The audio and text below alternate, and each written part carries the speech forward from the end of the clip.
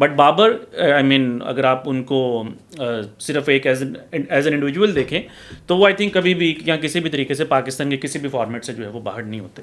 में पीछे कोई परफॉर्मेंसेस नहीं थी जो जिनकी बेसिस के ऊपर बाबर वापस आ सकते थे। जब पहले शाहीन को कप्तान बनाया गया था और बहुत ही अनसेरेमोनियसली उनको रिमूव करके आपका या तो पिछला जब आपने दिसंबर में वो फैसला किया बाबर को ड्रॉप करने का, या तो वो गलत था या ये फैसला गलत है। पीसीबी डजंट वांट कि ये पाकिस्तान सुपर लीग से पंजाब सुपर लीग हो जाए, पंजाब सुपर लीग ना बन जाए। ये 2025 के अंदर सोशल मीडिया के ऊपर ही बात हो सकती है। तो Shaheen has that capacity, he has that ability to be the leader. ये कितना अनऑर्थोडॉक्स है कि एक रेड बॉल कैप्टन को एक कंसल्टेंट रोल में, it's a senior role, international cricket के कंसल्टेंट, एक मतलब कि वो प्लेयर जो कि एक इवेंट में 5 सेंचुरीज कर सकता है तो उसके बाद भी कर सकता था, मगर उन्होंने कहा कि I will sacrifice my centuries. Pakistan की क्रिकेट बहुत, जिसे कहते हैं ना, ये बहुत क्योटिक है।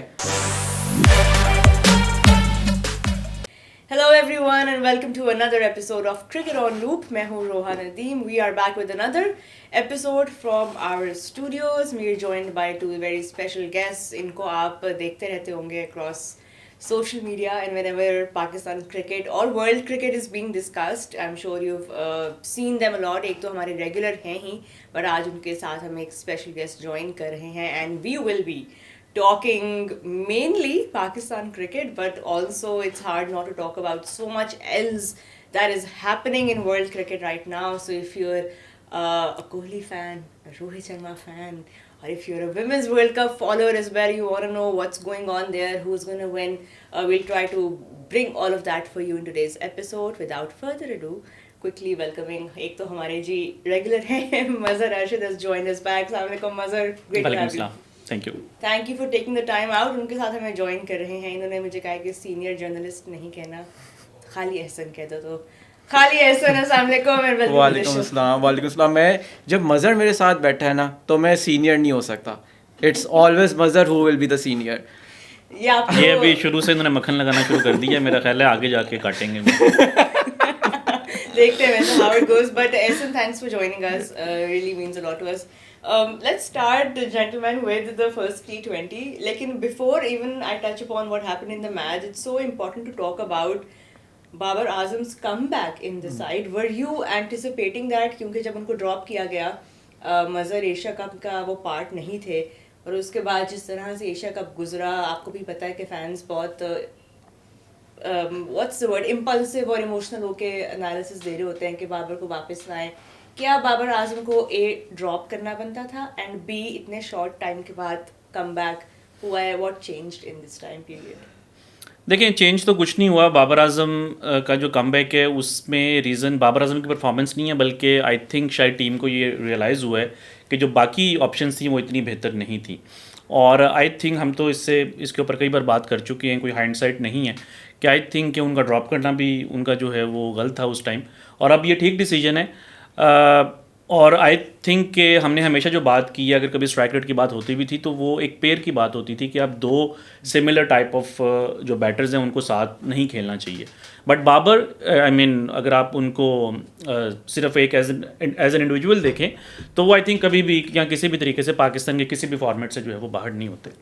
Right, and Ehsan, your 2 cents on this, Babar Azam का कमबैक होना, do you also agree कि it was more कि टीम का बैलेंस बेहतर करने के लिए, या ऑल्सो क्योंकि फैंस का इंटरेस्ट भी लूज हो रहा था, लोग टर्न अप करेंगे नहीं करेंगे to watch a team without Babar Azam? Do you agree with that? नहीं, I partially agree with Mazhar के आपकी basically you tried all the alternatives and then you realised कि ओ हमारे पास तो कोई ऐसा बैट्समैन ही नहीं है जो प्रॉब्ली स्टे कर सके, या अगर वो स्टे कर सकता है तो वो स्कोर करके दे सके। So that is when you realise कि we have to go back to Babar Azam, क्योंकि बाबर आजम ने तो कोई क्रिकेट खेली ही नहीं है। अगर आप देखें, अगर हम बात करते हैं कि आप एक नेशनल टीम से ड्रॉप हो के आप वापस आ रहे हैं तो आप किन बेसिस पे आ रहे हैं? बाबर आजम का जो PSL था, ये this was his worst PSL ever. इनके जो 282 आई सपोज रन्स थे, इन्होंने कभी इतने कम स्कोर नहीं किया एक PSL एडिशन में जिसमें उन्होंने 10 मैच खेले हों। एक उन्होंने इस्लामाबाद यूनाइटेड के लिए बस पहला जो 2 मैचेस खेले थे उसमें उनके कम रन है, बाकी इनके सारे सीजन से ये सबसे कम रन थे। फिर उसके अलावा जो उन्होंने कंपेटिटिव T20 खेला है वो एक नेशनल T20 के अंदर एक मैच खेला था कराची के अगेंस्ट, जिसमें इन्होंने 22 रन किए थे 17 बॉलों पे, यही कज़ाफ़ी स्टेडियम लाहौर में। तो और अभी BBL भी खेलने उन्होंने जाना वो तो अभी जाना था ना, that was supposed to be sort of the time जिसमें बाबर को थोड़ा एक्सपोजर भी मजीद मिलता, थोड़ा कॉन्फिडेंस अगेन वो होना था, लेकिन अब आपने उनको कम बैक करा दिया। तो आपने किन बेसिस पे कराया? वो अगेन वो बेसिस कोई नहीं थे। सो इट वाज जस्ट के बीच में पीछे कोई परफॉर्मेंसेस नहीं थी जो जिनकी बेसिस के ऊपर बाबर वापस आ सकते थे। इट वाज ओनली दैट कि जो हमने ऑल्टरनेटिव्स ट्राई कर ली हैं, they are not good enough, we are struggling to last 20 overs. कम से कम जब बाबर आजम था वी वर लास्टिंग 20 ओवर्स। एक हमारे पास एंकर था जो हमें एक एंड होल्ड करके दे सकता था। So that is why he came back. And then again आपका या तो पिछला जब आपने दिसंबर में वो फैसला किया बाबर को ड्रॉप करने का, या तो वो गलत था या ये फैसला गलत है। But, आप ये नहीं कह सकते। डोंट यू थिंक कि थोड़ा टाइम और हम ले सकते थे to try out more alternatives, या डू यू थिंक कि they hurried with this decision के just to save face and just to have some sort of justification के बाबर को वापस लेके आते हैं 20 ओवर खेल लेंगे? डू यू थिंक कि ये थोड़ा ज़्यादा लंबा हो सकता था, किसी और को मौका मिल सकता था? फॉर एग्जांपल टॉप ऑर्डर में अब वापस हम उस्मान खान को भी लेके आए हैं, मोहम्मद हारिस जो कि हैं एक टॉप ऑर्डर के बैटर, लेकिन हम उनको खिला नहीं रहे टॉप ऑर्डर में because of that maybe उनकी भी फॉर्म में सफ़र किया है। What's your take on this? इसके अंदर देखें ना रोहा, सबसे इम्पॉर्टेंट ये चीज़ है कि आपने अपनी पूरी टीम को रीजेक्ट किया है, एक प्रॉपरली शेक किया है कि अब हमारी ये फ़िलॉसफी है, इससे पहले आप इस तरह खेलते थे, अब आपने इस तरह खेलना है। तो जब आप इतना सब कुछ बदल रहे हो देन लेट प्लेयर्स एडजस्ट। आपने बांग्लादेश के अगेंस्ट खेला on true surfaces of Lahore, वहाँ पे आपने स्कोर किया, लेकिन ये आपकी जो ये गेम है ये हर जगह क्लिक नहीं करेगी। बट देन अगेन आपने अपने प्लेयर्स को एक लंबी रोप देनी है ताकि वो अपने आप को इस्टेब्लिश कर सके, जो नया गेम प्लान है उसके सांचे में अपने आप को बिठा सकें। आप अभी वो किसी को देने को तैयार ही नहीं हो, क्योंकि ज़ाहिरी बात है जब आप हारोगे क्रिटिसिज्म होगा, और वही बात है कि जब आप चीज़ों को शेकअप करते हो क्रिटिसिज्म आता है। ओवरनाइट रिजल्ट्स कभी नहीं आए, आपको इन प्लेयर्स के साथ स्टिक करना है। अब आप मुझे ये बताएं एशिया कब तक हमें थोड़ा बहुत जब हम बाहर बैठे हैं, जब हम एनालिसिस करते हैं गेम का, हमें थोड़ा बहुत शेप अप हो रहा था कि ये आपका पोटेंशियल टॉप ऑर्डर होगा श्रीलंका में नेक्स्ट ईयर, ये आपका मिडल ऑर्डर होगा, ये आपके स्पिन ऑप्शंस होंगे। ये जो स्क्वाड अनाउंस हुआ है इसके बाद आप मुझे बताएं हम कहाँ पे खड़े हैं। And I am pretty sure कि आपके प्लेयर्स के पास भी वो रोल क्लैरिटी नहीं है इस वक्त, आपकी टीम मैनेजमेंट के पास भी वो एक क्लैरिटी होती है ना कि ये प्लेयर इस रोल में फिट कर रहा है, वो नहीं है। How come you drop Fakhar Zaman सिर्फ इस बेसिस के ऊपर ही wants to come back in ODI cricket? यार ये तो खैर उनका अपना डिसीजन नहीं था, या ये कोई डिस्कशन उनसे? आई थिंक थोड़ा सा अगर हम इसको देखें, फ़खर का जो स्ट्राइक रेट था, अगर आप मतलब कि स्ट्राइक रेट एक बहुत पॉपुलर इस टाइम टॉपिक है पाकिस्तान में, तो फ़खर का स्ट्राइक रेट तो साबित फरहान से बेहतर है एग्जैक्टली इस एशिया कप में, और जो उनकी एवरेज है वो तकरीबन सिमिलर है, और फ़खर की जो पेडिग्री है वो ज़्यादा है, और वो फ्लेक्सिबल भी हैं, मतलब कि 4 पे भी खेल सकते हैं, 5 पे भी खेल सकते हैं। तो आई थिंक कि फ़खर का जो है वो मिस होना थोड़ा सा सरप्राइजिंग है। और but do we have any clarity कि मे बी उनको रेस्ट कराया जा रहा है and maybe we are trying out? वही बात है, देखिए रेस्ट एक बैट्समैन को रेस्ट करना, वो भी T20 क्रिकेट में, ये तो क्योंकि वो तीनों फॉर्मेट्स भी नहीं खेलते, और इस बेसिस पे कि ODI खेलनी है, यहाँ तो होना कि वो सारे फॉर्मेट्स खेल। अब आई डोंट नो कि उनकी फिटनेस का जो है वो क्या इस टाइम स्टेटस है, मगर एक प्लेयर जो ODI के लिए फिट है तो वो T20 के लिए टेक्निकली उसके लिए भी वो फिर फिट ही होगा, क्योंकि ODI में जो है वो आपकी फिटनेस ज़्यादा जो है वो चैलेंज होती है। तो आई थिंक के फ़खर आपको लगता है बाबर को 3 पर ही इस वक्त, और ये वर्ल्ड कप तक हम यही कॉम्बिनेशन? नहीं, I think Babar he has to open उसकी, और मेरे पास जो उसकी रीज़न है वो ये है कि आप अगर पिछले 5 मैचेस देखें जो उन्होंने नंबर 3 के ऊपर 50 किए, उनमें से 4 लूजिंग कॉज में हैं उनकी 50s, और अगर आप एज एन ओपनर उनकी लास्ट 5 देखें तो तमाम की तमाम जो है वो विनिंग कॉज के अंदर है। तो बाबर एंड फरहान आप कह रहे हैं कि नो, बाबर एंड साइम या may be Haris. I think कि बाबर, तो फरहान, डोंट यू थिंक देखिए फरहान का आप फरहान ठीक है वो छक्के मार रहे हैं, मगर आप अगर फरहान का जो उसका क्लोजिंग स्ट्राइक रेट देखें तो वो वहीं पे है जो बाबर और रिजवान का है। हाँ, ये और थोड़ा problem वो है। आप इतनी तरह डॉट बॉल्स खेल के चले एशिया कप में मान सकता हूँ कि पिचेस इस तरह की थी, मगर यहाँ पे भी अभी तक हमने कोई उनमें ऐसी चीज़ नहीं देखी कि हम कहें कि यार ये बाबर और रिजवान से बेहतर है। ठीक है, मे बी उनकी पावर हिटिंग थोड़ी सी बेहतर हो, मगर eight the end of the day अगर आपने 130 के ऊपर ही फिनिश करना है स्ट्राइक रेट या 125 पे, तो आई थिंक That ये better is a valid concern आप with मुझे Sahib मज़र sir. एक और चीज़ है, मतलब लेट सपोज अब हमने पूरा ये एशिया कप देखा कि आपके साइम अयूब और फ़खर साहिबजादा फरहान अगर वो फंस रहे हैं, ठीक है, वो 4 ओवर फंसते हैं, 5 ओवर फंसते हैं, यू आर गोइंग एट, अब तो लास्ट तो हम we were under 6 at the end of the power play. अगर आपके 5.5-6 रन पर ओवर आपके 4-5 ओवर्स निकल गए हैं और उसके बाद बाबर आजम आते हैं, कल यही हुआ ऑलरेडी स्ट्राइक रेट का इशू है, तो लास्ट आप मैच में यही हुआ। तो इस वजह से बाबर का ओपन करना बहुत ज़रूरी है, क्योंकि जब आपकी फील्ड अंदर है, जब आपकी बेस्ट कंडीशंस हैं टू स्कोर, वहाँ पे बाबर आपको ज़्यादा अच्छा स्कोर करके आपको एक स्टार्ट दे सकता है, ना कि जब आप ऑलरेडी डाउन हो, बाबर आजम कम बैक कर रहे हैं already under lot of pressure, और फिर आप उनको और ज़्यादा चैलेंज कर रहे हो कि अब आप आके स्कोर करो। देखिए, हर एक जो प्लेयर है उसका एक रोल और उसका एक पोटेंशियल होता है। आप बाबर आजम को ये नहीं कह सकते कि आपने जाके एक ओवर में हमें 2-3 छक्के मार के देने, वो ये नहीं कर सकते। स्पेशली इस स्टेज के ऊपर उनकी जो बेस्ट यूटिलिटी है वो उनकी बाउंड्री हिटिंग है, और वो बेस्ट आप उनको यूटिलाइज कर सकते हैं अगर आप उनको ज़्यादा ओवर्स देंगे पावर प्ले में। और जिस तरह एहसन ने बोला कि जिस दिन आपके ओपनर्स का अच्छा दिन हो गया, 7-8 ओवर्स खेल गए, दुनिया की कोई लॉजिक नहीं कहती कि Babar should come at number 3 at in the 9th over या 10th ओवर। तो I think he should open. ये सिनेरियो नहीं हो रहा होता ना, हम अक्सर अगर इफ यू लूजिंग, लेकिन ये फर्स्ट मैच में तो हुआ है ना, फर्स्ट मैच में जो है 5-6 ओवर्स तो खेल गए थे आपके ओपनर्स, तो वो भी एंट्री पॉइंट बाबर आजम के लिए कोई आइडियल नहीं। ये तो है कि आप फिर ये एंटिसिपेट कर रहे हैं कि भाई हर मैच में पहले ओवर में विकेट गिरेगी और बाबर आजम आके एंकर करेगा, तो वो तो फिर आप ऑलरेडी एक नेगेटिव टैक्टिक के साथ जा रहे हैं। अच्छा, हसन नवाज के बारे में थोड़ी बात करते हैं। अभी तक थोड़ी कंफ्यूजन चल रही है as to where he should ideally be batting in this T20 side. Salman Ali Agha खुद 4 पे आए पहले मैच में, हमने देखा। उसके बाद उस्मान खान आए हैं और फिर हसन नवाज आए हैं। तो ये थोड़े समझ में नहीं आ रही कि उस्मान खान का यहाँ पे बैट करना, अगेन हमने एक टॉप ऑर्डर बैटर को इतना नीचे मिडिल ऑर्डर की जिम्मेदारी दे दी है। What are your thoughts on Hassan Nawaz? पहले उस्मान की थोड़ी सी बात कर लेते हैं। उस्मान को जो हमें बताया गया कि उस्मान स्पिन बहुत अच्छा खेलते हैं मिडल ओवर्स के अंदर, हमें जो बताया गया कि इस बुनियाद के ऊपर उनको टीम में लाया गया। अब हमने कल देखा, जो अगर छोटा सैम्पल साइज़ देखें, कल तो हमें ये चीज़ उस तरह से नज़र नहीं आई। मसला ये है कि हम लोग ना PSL को हमने हर चीज़ का एक मैट्रिक रख लिया हुआ है। PSL एक बहुत ही क्यूरेटेड कंडीशंस के अंदर, बहुत स्पेसिफिक कंडीशंस के अंदर खेला जाता है, जहाँ पे आपकी जो पिचेस हैं बहुत ट्रू होती हैं, वहाँ पे आपको हर प्लेयर स्कोर करके दे सकता है। तभी हम देखते हैं इंटरनेशनल क्रिकेट के अंदर आके जब आपके प्लेयर्स स्टेप अप करना होता है इंटरनेशनल क्रिकेट में, वहाँ पे स्ट्रगल करते हैं। तो जिस तरह आपने कहा, अगर उस्मान खान ने टॉप ऑर्डर में अपनी सारी ज़िंदगी खेला, आप उनको नीचे ले आएंगे, अगेन बास प्लेयर्स होते हैं एज बैटर्स, जब आपकी विकेट्स ना गिरी हों, that is when they can express themselves.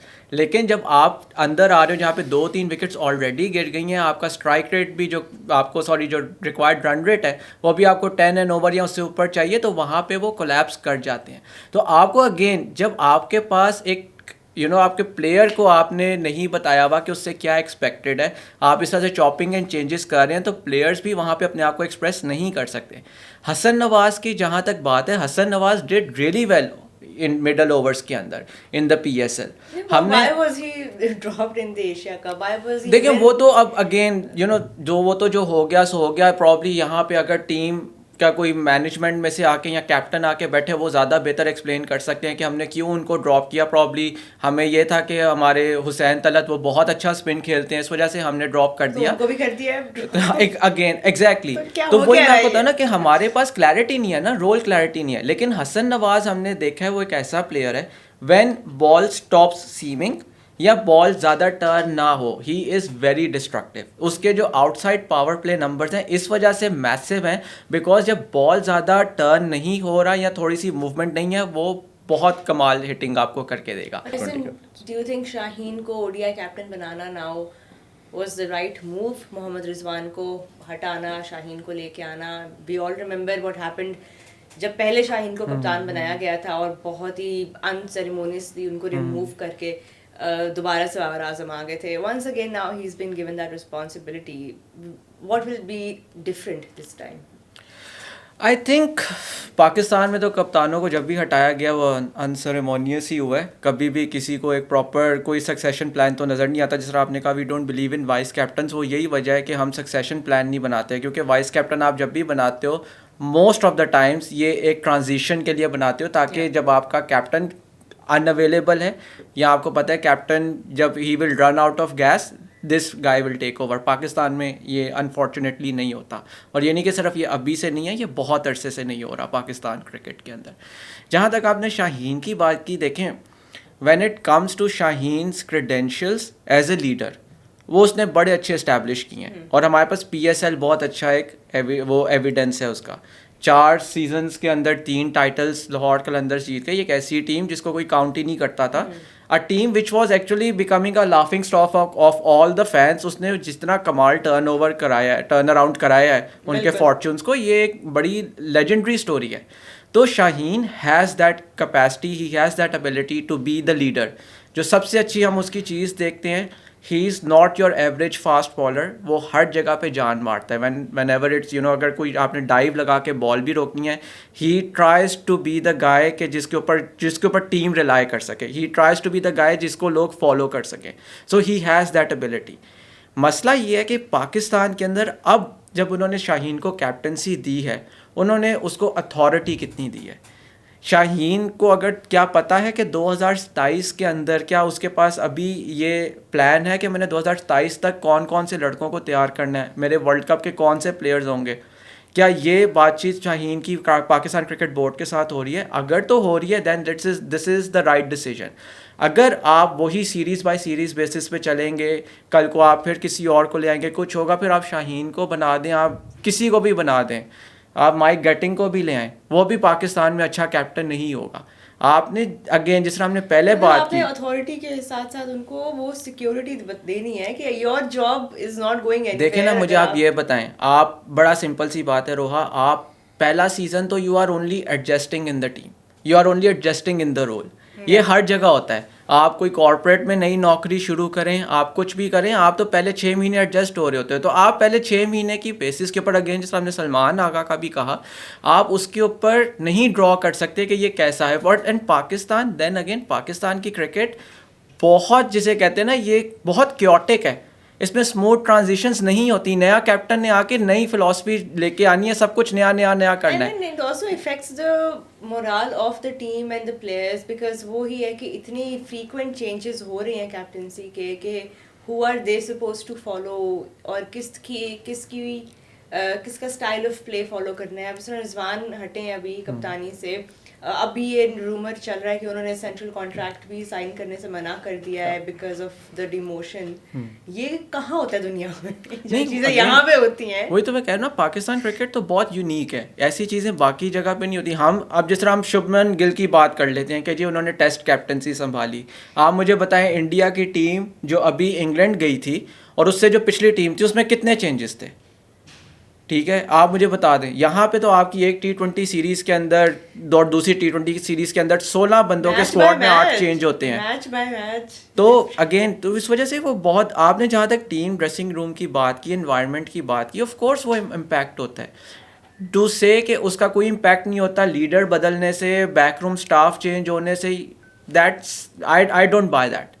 उसका बिल्कुल इम्पैक्ट होता है। और बहुत सी दफ़ा जो आपके ग्राउंड के ऊपर परफॉर्मेंसेज हो रही होती हैं, दे आर अ रिफ्लेक्शन कि आपका ड्रेसिंग रूम कैसा है।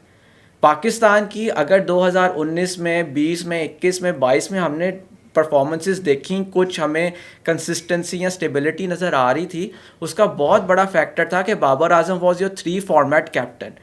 एक स्टेबिलिटी थी। आपके सकलैन मुश्ताक जो थे, he was there initially as a consultant आए, फिर उनको हेड कोच बना दिया। कंसिस्टेंसी थी, रोल क्लैरिटी की जो हम बात करते हैं वो थी।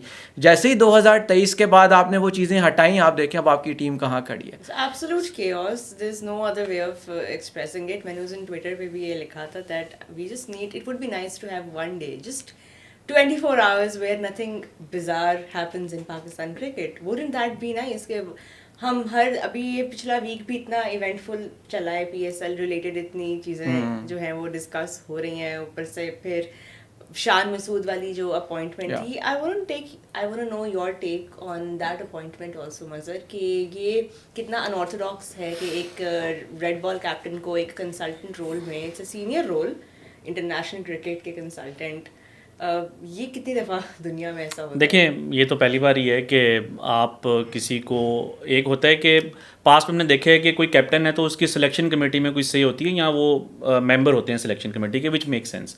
मगर director international cricket again Pakistan और एक रेडिकल मूव है। बट इट्स कंसल्टेंट का वर्ड है कि देखिए, वो कंसल्टेंट डायरेक्टर शायद वो ज़्यादा एक ऑफिशियल पोजीशन ना लगे, इस वजह से शायद उसको जो है वो कंसल्टेंट कहा गया। बट अभी इसमें थोड़ी सी क्लैरिटी नहीं है। कुछ ये भी र्यूमर था कि शायद वो स्टेप डाउन कर जाएंगे, रिटायरमेंट ले लेंगे, या वो साथ साथ खेलेंगे भी और साथ साथ डायरेक्टर भी हैं, या कंसल्टेंट आप कह लें। तो इंटरेस्टिंग है। बट मेरा ख्याल है कि लेकिन अगर कोई ये चीज़ कर सकता, अगर कोई प्लेयर ये कर सकता है तो वो शान मसूद ही हैं, क्योंकि I think is an intelligent cricketer और पढ़े लिखे भी हैं। तो मेरा ख्याल है कि शायद उनका फ्यूचर भी यही है कि वो कहीं ना कहीं हमें कमेंट्री में या हमें जो है वो एडमिनिस्ट्रेशन के अंदर, तो मे भी शायद पाकिस्तान ऑलरेडी उनको आहिस्ता आहिस्ता ग्रूम कर रहा है जबकि वो खेल रहे हैं। But I think interesting choice है। अच्छा, और भी न्यूज़ वर्दी बिट्स तो बहुत है ऐसे। Now that you are here, थोड़ी सी आपसे डिस्कशन कर ही लेते हैं। 2 नई टीम्स आ रही हैं पीएसएल में, कौन सी होनी चाहिए 2 नई टीम्स पीएसएल में? हाँ, ये तो बड़ा मुश्किल सवाल है, क्योंकि मैं बताऊँ पीसीबी के लिए भी इस वक्त बड़ा चैलेंज है कि कौन से 2 हमें नए शहर डालने हैं, बिकॉज पीसीबी डजंट वांट कि ये पाकिस्तान सुपर लीग से पंजाब सुपर लीग हो जाए। तो उनके लिए ये बहुत बड़ा चैलेंज है कि हमें बाकी सूबों से भी टीम्स डालनी है। देखिए, क्योंकि आपके जो ज़्यादातर जो आपके इन्वेस्टर्स हैं, अब इस वक्त जो है इन्वेस्टर्स की भी कॉल है, ठीक है, जो लास्ट जब अब 10 साल पहले जब ये हुआ था उस वक्त इन्वेस्टर्स को एक लिस्ट प्रोवाइड कर दी गई थी, लेकिन इस दफ़ा इन्वेस्टर्स भी आ रहे हैं, वो पर्टिकुलर एरियाज़ की डिमांड कर रहे हैं कि हमें ये एरिया चाहिए, ये एरिया चाहिए, और वो इस्टेब्लिश टीम्स की भी डिमांड कर रहे हैं। ठीक है, कि अगर कोई ब्रांड ऑलरेडी इस्टेब्लिश्ड है, हम ज़्यादा इसमें इंटरेस्टेड होंगे, क्योंकि आप खुद मुझे बताएं कि 8 रुपये आप एक नए प्रोडक्ट पे लगाना चाहेंगी या 10 रुपये आप एक एस्टैब्लिश्ड प्रोडक्ट पे लगाना चाहेंगी जिसकी already brand value exist, market value exist करती है। तो ये है 2 टीम्स कौन सी आएंगी, इट्स वेरी डिफिकल्ट टू से। पीसीबी और जो भी नए इन्वेस्टर्स होंगे वो इकट्ठे बैठेंगे, उसके ऊपर डिस्कस करेंगे। योर ओपिनियन पर्सनली कि कहाँ से 2 टीम्स शामिल होनी चाहिए अब पीएसएल? यार मेरे ख्याल से तो I will go for the safest bet. एक तो सियालकोट की हो सकती है, क्योंकि देखिए सियालकोट का जो रीजन है ये आपका गुजरांवाला रीजन भी कवर कर लेगा, ये सारा आपका ये पट्टी, और अगेंस्ट सियालकोट स्टैलियंस अगर आ जाती है, जिस तरह की उसकी लेगेसी है आपकी एकदम से, का इतना इंटीग्रेटेड रोल रहा है सियालकोट के बिल्कुल, कल्चर में, तो वो एक बड़ा आपकी एक डिफरेंट फ्लेवर देगी। बट देन अगेन फिर आपको एक दूसरे प्रोविंस से भी टीम ऐड करनी पड़ेगी, probably it can be Hyderabad, क्योंकि एक बड़ी अनफॉर्चुनेट बात है कि पाकिस्तान में ना क्रिकेट काफ़ी हद तक अब श्रिंक हो गई हुई है। पिछले हमने 10, 15, 20 साल में देखा है क्रिकेट श्रिंक हुई है, जिस तरह से अब हमारे मेजर क्रिकेट सेंटर्स रहे नहीं हैं। हम भी अगर हम क्रिकेट की बात करते हैं तो ज़्यादातर हम वही बहावलपुर तक चले जाएंगे, हम शायद उससे आगे नहीं जा पाते। तो ये एक और this can be a good step कि आप हैदराबाद की अगर टीम ले आते हो तो आप सॉर्ट ऑफ आप इंटीरियर सिंध को थोड़ा बहुत आप केटर कर लोगे। देखें, पाकिस्तान की 3rd लार्जेस्ट सिटी जो है वो फैसलाबाद है, और फैसलाबाद में क्रिकेट ग्राउंड भी है। अब वहाँ पे क्रिकेट, इंटरनेशनल क्रिकेट भी वापस आ रही है। तो मेरा ख्याल है कि पहली प्रायोरिटी तो फैसलाबाद होनी चाहिए, फिर देन वहाँ पे एक बिजनेस हब भी है, स्पॉन्सरशिप भी आपकी आ सकती है, और दूसरा जो है वो मैं कहूँगा सियालकोट। अब ये जो बात है ये मैंने भी सोशल मीडिया पे देखी है कि जी पंजाब सुपर लीग ना बन जाए, ये 2025 के अंदर सोशल मीडिया के ऊपर ही बात हो सकती है। 1970 में या 1980 में पाकिस्तान के क्रिकेट सेंटर्स कौन से थे? गुजरांवाला में क्रिकेट होती थी, बहावलपुर में होती थी, रावलपिंडी में होती थी, लाहौर में होती थी, सियालकोट में होती थी, फैसलाबाद में होती थी। तब किसी ने बात नहीं की कि ये क्रिकेट पंजाब में है। और सिंध के अंदर जो है सिर्फ कराची और हैदराबाद आपके 2 वेन्यूज़ थे, और आपके बाकी जितने वेन्यूज़ हैं वो पंजाब या नॉर्थ में थे। अब अगर सुपर लीग वहाँ पे जा रही है तो अब ये 2025 का एक नया जो है ना वो लोगों का क्रिटिसिज्म होगा, क्योंकि नेगेटिविटी सेल्स। हमने हर चीज़ में जो है ना वो नेगेटिव एक्सपेक्ट को निकालना है। अगर मैं इनकी बात नहीं कर रही, मैंने भी देखा था सोशल मीडिया के ऊपर ये बात हुई है, और मे भी कई लोगों के ज़हन में ये डाउट आई भी। आपने ये देखना है कि आप अपने प्रोडक्ट को कैसे ग्रो कर सकते हैं। फैसलाबाद एंड सियालकोट मेरी नज़र में ये दो जो है वो बेस्ट ऑप्शन। अगर मेरे पास वैसे पैसे नहीं है, लेकिन अगर आपके मेरे पास पास बहुत पैसे हैं। मेरे पास अगर हो बहुत पैसे हैं। मेरे पास अगर Don't होते sit here and lie तो right मैं now. इन दो टीम्स में जो है वो इन्वेस्ट करने की, या इन दो सिटीज़ में जो है वो इन्वेस्ट करने की कोशिश करता कि PCB यहाँ से जो है आप ज़्यादा बिल्कुल। वो स्पॉन्सरशिप और रेवेन्यू और अच्छा बाय द वे लाहौर में भी क्राउड आने की एक अच्छी वजह ये भी होती है कि आसपास के जो शहर हैं फैसलाबाद, गुजरांवाला, सियालकोट, ये लोग यहाँ पे आके मैच देखते हैं। कराची को जो अगर आप उनके करीबी इलाके देखें तो सिर्फ एक हैदराबाद मेजर सिटी है या लाहौर में जंगला नहीं लगा हुआ स्टेडियम के आगे। नहीं, वो भी एक रीज़न है। मैं उस चीज़ पहले तो को let's start there. मैं उस चीज़ को जो है वो अपना वो डिफेंड नहीं कर रहा, बट आई थिंक कि ज़्यादा जो क्रिकेट की पॉपुलैरिटी है, जो ज़्यादा जो क्रिकेटर्स भी आते हैं वो इन रीजन से ज़्यादा आते हैं। अच्छा, I don't know if you guys saw, मैंने कल एक टेक पढ़ी अबाउट दिस कि why not get PSL teams from Sharjah and पता नहीं और एक दो और सिटीज थी जहाँ लंदन, पे न्यूयॉर्क। बहुत सारे पाकिस्तानी रहते हैं, तो ये अच्छा होगा कि पाकिस्तान के लिए इन्वेस्टमेंट आएगी बाहर से। शारजा में इतने पाकिस्तानी नहीं तो हैं। इन्वेस्टर्स तो अभी जो पीसीबी से भी अगर ऑफ द रिकॉर्ड बातचीत होती है वो तो यही बताते हैं कि इन्वेस्टर्स तो बाहर से इंटरेस्टेड हैं, ठीक है, हाँ, लेकिन और वो पाकिस्तान के शहरों में इन्वेस्ट करना, यू नो दिस कैन जब शहर खत्म हो जाएंगे फिर हम शायद हाँ। शारजा और this can be I think, लेकिन अबू धाबी अभी देख लें। ये है कि इन्वेस्टर्स का काफ़ी इंटरनेशनल इन्वेस्टर्स का इंटरेस्ट है जो पता चलता है। अब लेट्स सी क्या होता है, क्योंकि आज सलमान नसीर जो सीईओ है, अगर उन्होंने ये ऐलान कर दिया कि ऑक्शन हम करेंगे टीम्स का, तो इसका मतलब है कि इनके पास कुछ है जो ये पूरी दुनिया के आगे एक एक वो ऑक्शन का मेला सजाना चाहते हैं। ऐसे ही नहीं उन्होंने कह दिया, तो इसका मतलब है बहुत है। गारंटीज़ हैं, बहुत श्योरिटीज़ हैं पीछे, जिसकी वजह से ही नाउ वांट्स, और ये पीसीबी ये जो एडमिनिस्ट्रेशन है ये चाहती है कि ऑक्शन हो। चलें, before we wrap up, let's also talk about the World Cup for a bit. Women's World Cup, Pakistan की journey did not, I wouldn't say कि बहुत ज़्यादा disappointing थी in all aspects, because बारिश का बहुत बड़ा रोल था जो कि एक पूरी it ruined the party, especially in the match against England, जहाँ पे Pakistan were in a dominating position with the ball, but there were a few glimpses there with the ball जहाँ पे Pakistan team did punch above their weight, but had it not been for the weather, you never know, शायद हमारे points table पे different scenario होता। Your thoughts on पहले तो हम कोलंबो में खेल रहे हैं, बारिश ही नहीं जा रही है, इस पे पहले क्या कहेंगे आप? देखें, एक बात मज़र शायद प्रॉब्ली, क्योंकि ये स्टैटिस्टिशियन है, ये एग्री कर लें प्योरली टेक्निकल टर्म से। अगर टेक्निकल टर्म्स में देखा जाए ये वर्ल्ड कप बेहतर है पाकिस्तान के लिए। लास्ट वर्ल्ड कप आपके 2 पॉइंट्स थे, दफ़ा 3 पॉइंट्स थे। तो चलें, प्योरली टेक्निकल टर्म से देखा देखें ऑन अ सीरियस नोट, मैं ये समझता हूँ जो आपने बात की थी कि पाकिस्तान की विमेंस टीम ने इस वर्ल्ड कप में जो क्रिकेट खेली है that was impressive then the last World Cup, even though कि उसमें वो एक मैच जीते थे, एहसन वहाँ भी थे, मगर वो भी एक रेन अफेक्टेड मैच था, हैमिल्टन के अंदर वेस्ट इंडीज से जीते थे।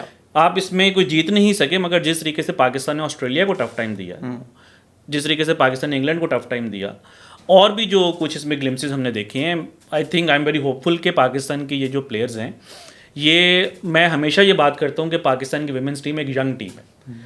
30 साल हुए हैं इनको खेलते हुए, और अब लोग कहते हैं वो 30 साल की कैसे यंग टीम हो सकती है, तो मेरा उनको काउंटर क्वेश्चन ये होता है, आप पाकिस्तान के मेंस की शुरू के 30 साल देखें, जब 1950-60s में कुछ नहीं जीते थे आप, मे बी कोई एक ओवल का टेस्ट मैच हिस्टोरिक कोई इस तरह की परफॉर्मेंसेज हो गई, और वो इन लड़कियों ने भी जीती हुई है, जो आपने 2 बार इंडिया को हराया हुआ है T20 वर्ल्ड कप में। तो आई थिंक कि अभी भी पाकिस्तान एक बहुत ही डेवलपिंग फेज के अंदर, और क्रिकेट एक डिफिकल्ट स्पोर्ट है। अगर तो इतना ही आसान होता तो पाकिस्तान टॉप 8 के अंदर ना होता अभी विमेंस क्रिकेट के अंदर। आपकी इस वर्ल्ड कप के अंदर सिर्फ 8 टीमें हैं और Pakistan is one of them, तो दैट मीन्स कि आप दुनिया की जो बेस्ट टीम्स हैं या टॉप 8 है उसमें आप आ रहे हैं। बाकी आप देखें आयरलैंड है, स्कॉटलैंड है, वो भी स्ट्रगल कर रही हैं कि अभी तक वो इस लेवल पे नहीं पहुंचे। तो आई थिंक कि थोड़ा सा हमें जो है विमेन क्रिकेट के ऊपर ज़्यादा इन्वेस्ट करना है, ज़्यादा इसको सीरियसली लेना है। मैं एक स्टैट यहाँ पे शेयर करना चाहूँगा कि इन द लास्ट 5 years दुनिया का कोई फास्ट बॉलर नहीं है विमेंस क्रिकेट में ओडीआईज में जिसकी फातिमा सना से ज़्यादा विकेट्स हों। She has 72 wickets. तो आपके पास एक ब्राइट टैलेंट मौजूद है, she is still young, captain भी हैं, लीडरशिप स्पार्क भी है उनके अंदर। तो आई थिंक कि मुझे तो काफ़ी ज़्यादा उम्मीद मिली है, ये जो मैंने टैलेंट देखा है अभी इस वर्ल्ड कप में भी, और इससे पहले जो T20 वर्ल्ड कप भी स्पेशली जो साउथ अफ्रीका में था। तो मुझे लगता है कि पाकिस्तान इन फ्यूचर जो है वो टॉप 4 तक जो है वो जा सकती इसके अंदर एक बहुत इंपॉर्टेंट चीज़ है, आप देखें, आप अपना आपका जो वर्ल्ड कप था बेसिकली, ये जो सारा आपकी परफॉर्मेंसेस ख़राब हुई वो आपकी बैटिंग की वजह से हुई। और रोहा, ये बड़ी अच्छी रिफ्लेक्शन है, क्योंकि ये एक क्रिकेट के अंदर ये एक बड़ा वाइडली बिलीव्ड आइडिया है कि आपकी जो बैटिंग है बेसिकली ये डिटरमिन करती है कि आपके मुल्क में फ़ैसिलिटीज़ कितनी अच्छी हैं, क्योंकि अगर आपके मुल्क में फ़ैसिलिटीज़ अच्छी हों वहाँ से अच्छे बैट्समैन या बैटर्स आते हैं, ठीक है। आपकी बॉलिंग तो पाकिस्तान, आप मेंस देख लें, वुमेंस देख लें, वो तो आपका स्ट्रॉन्गर सूट रही है। दोनों जगहों पे आप बैटिंग में स्ट्रगल करते हो। इस वक्त पाकिस्तान की मेंस भी बैटिंग स्ट्रगल कर रही है, वुमेंस भी कर रही है। लेकिन जहाँ पे अगर हम वुमेंस की बात करें रोहा, ये बहुत ज़रूरी है बात करना कि हमारा इंफ्रास्ट्रक्चर एग्जिस्ट नहीं करता। हमारा डोमेस्टिक सिस्टम, ठीक है, मज़र ने बात की कि ये एक यंग टीम है 30 साल, लेकिन 30 साल बहुत टाइम होता है to develop a domestic structure. ऐसा ना, मेंस डोमेस्टिक स्ट्रक्चर के हालात देख लें आप जाके, लेकिन देखिए ये मैं 30 साल बात कर रहा हूँ डेब्यू से। हाँ। अगर आप सेंट्रल कॉन्ट्रैक्ट का अगर आप लेकर आए तो या। फिर तो पाकिस्तान की वुमेन्स क्रिकेट को 15-16 साल 10 साल 2000 एशिया कप, एशियन गेम्स के बाद मिले और हैं। ये फातिमा सना ने भी ये बात बाद में मेंशन की कि उनको पूरे साल में कितने मैचेस मिलते हैं। यही मसला है। Quality teams, not just, it's not only quality teams. देखो रोहा, आपकी एक ऑन एवरेज एक आपकी वुमेन क्रिकेटर जो है ना, बेशक वो इंटरनेशनल है या डोमेस्टिक है, वो डोमेस्टिक में सिर्फ 8 मैचेस खेल रही है। 4 T20s होंगे, 4 वनडेज होंगे, दैट इज़ इट। आपको सबसे पहले शुरू करना है इनकी 2 डे क्रिकेट। जो हमारे बैटर्स का सबसे बड़ा मसला है कि आप स्ट्रगल करते हो to stay on the wicket. आप इनकी 2 डे क्रिकेट करो। आपने कहा कि मेंस का भी डोमेस्टिक स्ट्रक्चर का इशू है, येस है, लेकिन मेंस के पास सबसे इंपॉर्टेंट चीज़ क्लब क्रिकेट है। अभी भी उनके थ्राइविंग क्लब्स हैं। वुमेन क्रिकेट में क्लब क्रिकेट नहीं है। आपकी अभी भी वुमेन क्रिकेट 2 से 3 कॉलेजेस हैं पूरे पाकिस्तान में, वो चला रहे हैं। आप किस तरह से बाकी स्कूल्स को टैप कर सकते हो, आप किस तरह क्लब्स पे जा सकते हो, आप किस तरह रीजन्स को फॉल कर सकते हो। आपने 8 रीजनल अकेडमीज़ तो बना दी कोई आज से 8-10 साल पहले, वो कितनी चल रही हैं, आपने सबसे पहले वो देखना है। तो आपने तो वुमेंस क्रिकेट के अंदर बहुत ज़्यादा इन्वेस्ट करना है। और रोहा, मैं आपको एक चीज़ बताता चलूँ, जब तक आपकी वुमेंस क्रिकेट का विंग अलग होगा, आप एक सेपरेट वुमेंस विंग बना के चलेंगे, आपकी क्रिकेट नहीं ग्रो करेगी। आपकी women's cricket needs to be run by the same people जो आपकी मेंस क्रिकेट रन कर रहे हैं, ताकि अलाइंड हो। जो मेंस क्रिकेट के इनिशिएटिव्स हैं वही वुमेन क्रिकेट में भी हों। ये नहीं हो सकता कि वुमेन क्रिकेट का बिल्कुल स्ट्रक्चर्स, उनका कैलेंडर सब कुछ डिफरेंट है। आप इस तरह नहीं चल सकते। इवन पीएसएल में I think it's like time के अब 10-11 साल तो हो गए हैं पीएसएल को, तो और विमेंस पीएसएल हमने कई बार सुना है वो तो कि है, कई बार सुना है, अनाउंस हुआ भी है, फिर कुछ 5-8 टोकन मैचेस कराए गए हैं, लेकिन उसके बाद कोई प्रॉपर उसकी चीज़ हुई नहीं है। लेकिन इस चीज़ से भी पाकिस्तान की टीम बहुत सफ़र करती है कि जो अपॉर्चुनिटीज़ बाकी की दुनिया में फीमेल क्रिकेटर्स को मिलती हैं खेलने की, apart from international cricket also, even league cricket में वुमेन्स IPL है, ये हमारे प्लेयर्स मिस आउट करते हैं उस पर भी। और बाकी जो वुमेन्स बिग बैश है, कितनी पाकिस्तानी प्लेयर्स होती हैं उसके अंदर। तो ये चीज़ भी ऐसा ना, आई थिंक कि बहुत टाइम से कोई फोकस नहीं कर रहा है इस चीज़ पे। हम हर 4 साल के बाद एकदम से सीजनल वो बन के बैठ जाते हैं पंडित्स के, वाह विमेंस वर्ल्ड कप आ गया है, फिर हार गए। बट आप देखें कि हमने कितनी क्रिकेट, हमने तैयारी कितनी की है। और एक और बात, बिकॉज आपने भी बड़ा क्लोजली काम किया है विद द विमेंस सर्किट, कि अब मोहम्मद वसीम का फ्यूचर क्या है? अब क्या उनको हम सैक कर रहे हैं, या इस वर्ल्ड कप के लॉसेस का क्या मतलब सोल्यूशन अब इस चीज़ का ये है कि हम एक कोच को सैक करके नए कोच को लेकर आएंगे, या यहाँ पे आपका क्या ओपिनियन है? देखिए, पहले मैं थोड़ा सा पीछे जाऊँगा, फिर मोहम्मद वसीम की भी हम बात कर लेते हैं। बांग्लादेश की कितनी रिप्रेजेंटेशन है द 100 के अंदर, वुमेन BPL के अंदर या वुमेन PL के अंदर कितनी है आप मुझे बताएं, या वुमेन कैरेबियन लीग के अंदर? उनकी भी नहीं है। बेसिकली आप बड़े सिंपल है, आपकी जो पाकिस्तान क्रिकेट बोर्ड की, आप किसी भी रीजन की अंडर 16 या अंडर 19 मेंस टीम उठा लेना, आप उनके साथ कैंप्स करा सकते हैं। बेसिकली आपने अभी जो अपनी वुमेन क्रिकेटर्स हैं उनको अपस्किल करना है। मसला रोहा ये आ रहा है, जो मैं इस्टेब्लिश करना चाह रहा हूँ पॉइंट, वो ये है कि आप वुमेन क्रिकेटर्स की स्किल को अपस्किल करने के लिए काम नहीं कर रहे। ये आप कैंप्स जो है, बांग्लादेश की टीम पिछले 5-6 साल में बनी ही कैंप्स की बेसिस के ऊपर है। अगर आप कभी बांग्लादेश वुमेन क्रिकेटर से या किसी से बात करें, दे विल टेल यू वो 2-2, 3-3 महीने शेर बंगला स्टेडियम रहते हैं।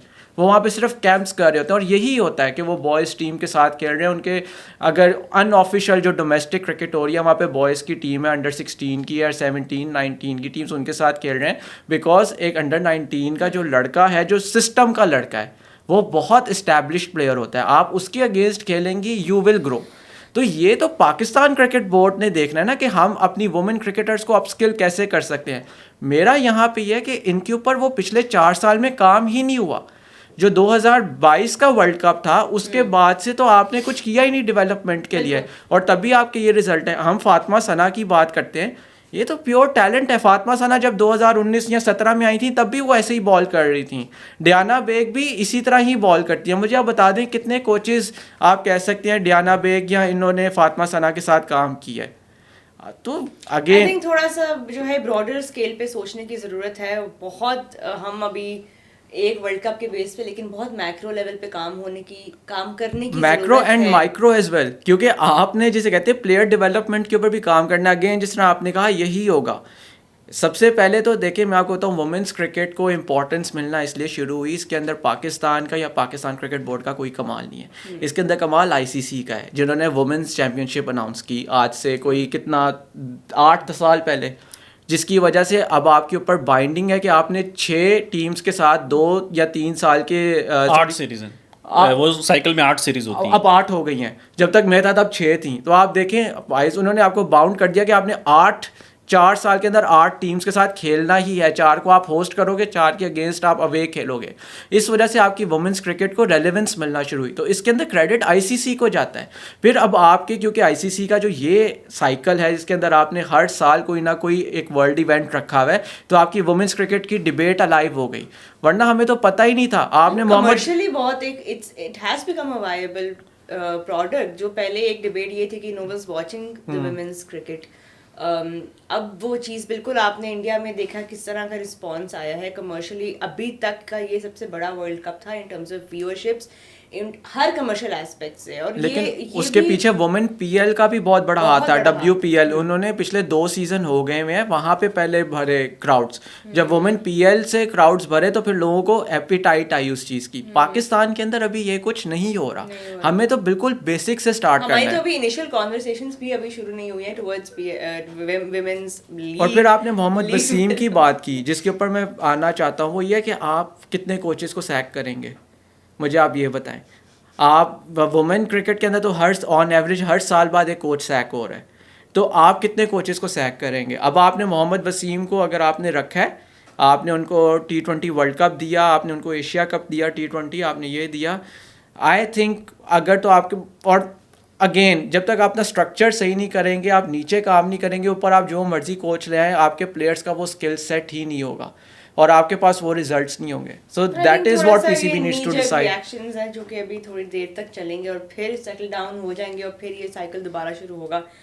But bringing our focus now on India and Australia.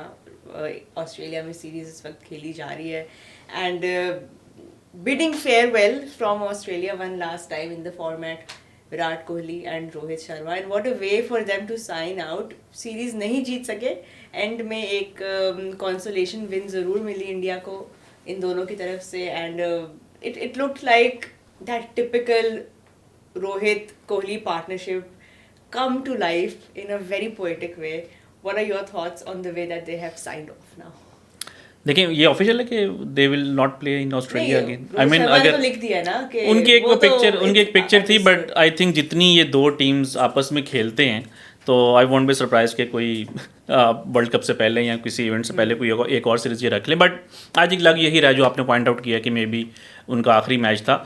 और रोहित शर्मा का हमने देखा था कि वो 2019 वर्ल्ड कप के बाद उन्होंने थोड़ा सा स्टाइल ऑफ प्ले चेंज किया था कि वो ऊपर से आके बहुत एग्रेसिव खेलते थे ताकि नीचे जो प्लेयर्स हैं उनको थोड़ी सपोर्ट मिले, कि वो स्कोरिंग रेट का प्रेशर अपने ऊपर ले लेते थे कि मैं जो हूँ 130-140 पे खेलता हूँ ताकि जब आप आएँ तो आपके पास थोड़ी सी बॉल्स हों और आप भी लंबी इनिंग्स खेलें। उसका फ़ायदा हुआ श्रेयस अय्यर को, विराट कोहली को।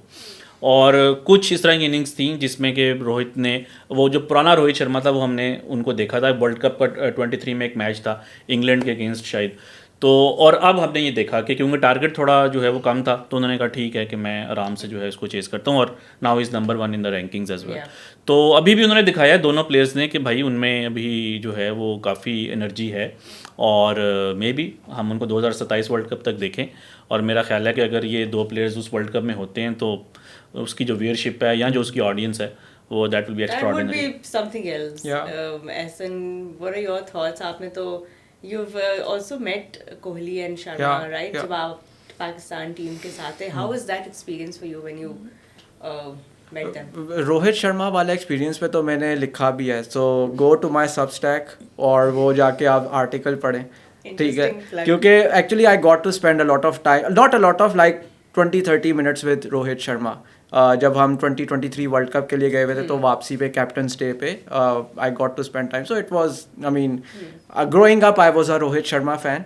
उसकी वजह ये है बिकॉज मिडल ऑर्डर में ये उस वक्त खेलते थे, डेक्कन चार्जर्स में भी 2007-8 में खेलते थे, तो मुझे इनके पुल्स बहुत अच्छे लगते थे और जिस तरह से ये ऑन दी अप ड्राइव खेलते थे, so I was always a fan of him. फिर ऊपर से इनके साथ जब गपशप लगी, सो वो जो बातें हुई, जिस तरह वो ओपन थे और जिस तरह से हंसी मजाक चल रहा था, so I really had a great time with him. तो प्लीज़ वो ज़रूर आपने आर्टिकल पढ़ना है, बता भी दे अब क्या लिखे आर्टिकल में। नहीं वो फिर मुझे क्या फ़ायदा है। एम्बुश जो लोग हमारा शो देख रहे हैं उनको भी थोड़ा सा लेकिन मैं glimpse आपको दे दो। एक चीज़ बताऊं, देखें, जो रोहित शर्मा, बहुत कम लोग आते हैं जो क्रिकेट को रीडिफाइन कर दें या जो वो स्पोर्ट या जिस इंडस्ट्री में होते हैं उसको रीडिफाइन कर दें। When it comes to Virat Kohli and Rohit Sharma, इन्होंने ये किया है। इन्होंने वो जिस तरह कहते हैं ना, पॉलिटिक्स के अंदर, पॉलिटिकल साइंस में हमें ये पढ़ाया जाता है कि बहुत कम ऐसे दुनिया में लीडर्स आए हैं जिन्होंने जियोग्राफिकल लाइंस बदली हैं, रीडिफाइन की हैं। उसी तरह ही एथलीट्स के लिए होता है कि बहुत कम एथलीट्स हैं जिन्होंने अपनी गेम रीडिफाइन कर दिया, और वो इन दोनों ने किया है। When it comes to Rohit Sharma, आप देखें साउथ एशियन या एशियन क्रिकेटर्स के अंदर वो फिटनेस की कभी इस तरह से बात नहीं होती थी, कभी इस तरह से फिटनेस को सीरियस नहीं लिया जाता था। विराट की वजह से everyone became sharp, everyone started to talk about fitness, और अब इंडिया की हर पूरी टीम की 6 पैक है, वो विराट कोहली का क्रेडिट है। जिस तरह मज़हर ने बात की रोहित शर्मा की, रोहित शर्मा ने एक वो सेल्फलेस जो ऊपर से आके इनिंग्स खेलना तेज़ी से शुरू की, वो उसको क्रेडिट जाता है कि किस तरह उसने ओडीआई क्रिकेट को रीडिफाइन कर दिया। और उससे पहले तो 2019 से पहले ही उन्होंने मेरे ख्याल से 2 डबल सेंचुरीज तो वो कर चुके हुए थे। 2019 के वर्ल्ड कप में 5 सेंचुरीज थी। वो तो नहीं, एक मतलब कि वो प्लेयर जो कि एक इवेंट में 5 सेंचुरीज कर सकता है, तो उसके बाद भी कर सकता था, मगर उन्होंने कहा कि I will sacrifice my centuries, मैं तेज़ खेलूंगा पावर प्ले में, ताकि नीचे वाले जो बैटर्स हैं उनको ज़्यादा बॉल्स मिलें और वो ज़्यादा जो है लंबी इनिंग्स खेल यही सकें। बात है कि ये जो आप बात कर रहे हैं कि रीडिफाइन करना गेम को, उन्होंने अपने आप पे कितना काम किया। दोनों प्लेयर्स के अगर आप इनिशियल ईयर्स उठा के देख लें, the way that they used to play then, not just on the ground but even off the field, उनके जो मैनरिज्म्स थे, जो उनका लाइफस्टाइल था, एक प्लेयर एक ही करियर में कितनी दफ़ा अपने आप को रीडिस्कवर करता है and relentlessly, instead of thinking के I am I'm everything right now and I am everything I could be right now. मुझे Instead याद of है, having that mentality, you still make yourself better and rediscover yourself, and that's the result you get. आप इतना लंबा career भी enjoy करेंगे, and then you look back and think, wow, क्या एक टाइम पे Rohit Sharma used to be called Maggie.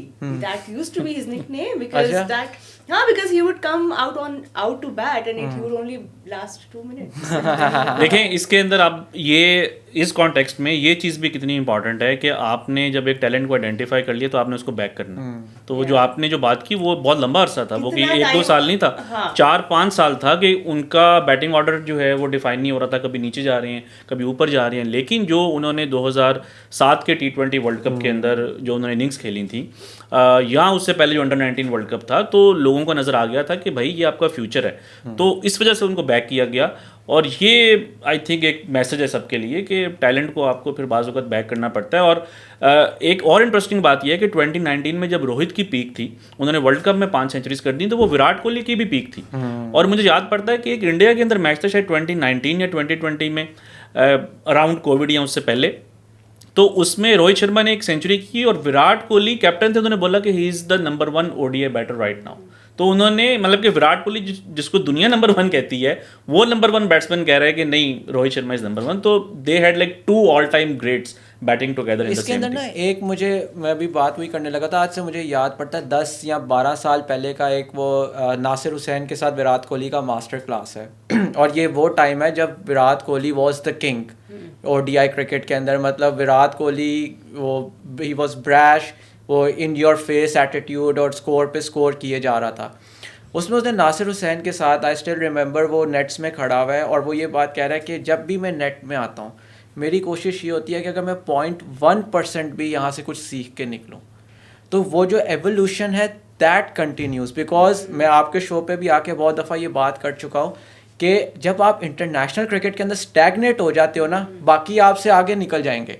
आप बेशक आप अपनी तरफ से स्टैगनेटेड हो लेकिन वो आप रिग्रेस कर रहे हो क्योंकि बाकी तो आपसे आगे निकल गए हैं। इंटरनेशनल क्रिकेट में अगर आपने थ्राइव करना है, आपने सर्वाइव करना है, you have to keep on improving yourself. बहुत सी सैक्रिफाइसेस करनी पड़ती हैं। सैक्रिफाइस शुरू ही यहाँ से होती है कि आप who are you surrounding yourself with, आप किस तरह के लोगों में उठ बैठ रहे हो, आपका माइंडसेट कितना इम्पैक्ट हो रहा है ऐसे लोगों के साथ, and plus lifestyle changes, diet के चेंजेस, हॉलिस्टिकली आपने पूरा अपने आप को चेंज करना है। इट्स नॉट जस्ट कि आपने नेट में जाके कुछ सीखा है। This is what we obviously learn from Virat Kohli and Rohit Sharma कि कितना उन्होंने अपने आप पे काम किया। But I do have another question, because हम बात कर रहे हैं इन 2 ग्रेट प्लेयर्स की, it does make you question. I want to know what you guys think, Mazhar and Ehsan, do you think talent is more important or hard work is more important? देखिए, मैं जब स्कूल में था तो मेरे एक इंग्लिश के टीचर ने एक बात की थी जो कि मुझे कभी नहीं भूलती, और मैं समझता हूँ कि वो क्रिकेट के अंदर भी जो है ना उसकी बहुत रेलिवेंस है कि इंसान अपनी मेहनत की कमी को ना वो जहानत से पूरा नहीं कर सकता, लेकिन जहानत की कमी को मेहनत से पूरा कर सकता है। तो आप अगर एक एक्स्ट्रा ऑर्डिनरी आपके पास टैलेंट है, वो आपको एक सर्टेन पोजीशन तक लेके जा सकता है, उसके बाद आपका हार्ड वर्क है। लेकिन अगर आपके पास टैलेंट कम है तो आप हार्ड वर्क ज़्यादा कर करके जो है ना एक अच्छे क्रिकेटर बन सकते हैं। और मेरा ये ख्याल है कि मैं यहाँ पे एग्जांपल दूंगा मिसबाउल हक की। I mean no offence to him, big fan of him, लेकिन उनका टैलेंट उस तरह से नहीं था जिस तरह मोहम्मद यूसुफ या इंजमाम या यूनुस खान का था, but he was very hard worker. और उनका जो करियर एंड होता है तो वो उसी लीग के अंदर आते हैं जिसमें इंजमाम हैं या यूनुस हैं या यूसुफ हैं। तो ये आई थिंक मेरे नज़दीक बेस्ट एग्जांपल है। और मैं एक दूसरी एग्जांपल दूंगा, वो है उमर अकमल की। एक्स्ट्रा ऑर्डिनरी टैलेंट, मगर शायद वो उस तरीके से मेहनत नहीं कर सके और आप देखें कि वो उस लेवल तक नहीं पहुंच सके। तो आई थिंक कि जो स्किल है वो एक सर्टन पॉइंट तक आपको लेके जा सकती है, उसके बाद आपकी मेहनत है। नहीं, आई टोटली एग्री विद मजर, क्योंकि टैलेंट आपको कमरे के अंदर ले जाएगा, ठीक है, इट विल हेल्प यू कि आपका जो है ना you get the foot in the door. लेकिन वहाँ पे जब आपने अपने आप को एक्सप्रेस करना है, it's only going to be your hard work, it's only going to be your skill. Talent आपको एक सर्टन लेवल तक हेल्प करेगा, उसके बाद आप अपने आप को कितना निखारते हो वो आपको आगे डिफ़ाइन करेगा, आपकी लेगेसी डिफ़ाइन करेगा। वरना बहुत क्रिकेटर्स आए, मज़र ने एक का नाम लिया, हम ऑल ओवर द वर्ल्ड देखते हैं, full of talent, great potential था, लेकिन 1-2 साल में दे vanished. I think that's a great point to wrap up the show on. Thank you so much Mazhar and Ehsan, आप दोनों से डिस्कशन करके और अनपैक करके बहुत मज़ा भी आया। लेकिन देखिए, अब एहसन भी हार्ड वर्क कर मेरे से आगे निकल गया। आपसे आगे निकल गए। आपसे आगे कोई नहीं निकल सकता, आपसे आगे कोई नहीं निकल सकता। अच्छा, ये तो बता दे वैसे वर्ल्ड कप कौन जीतेगा?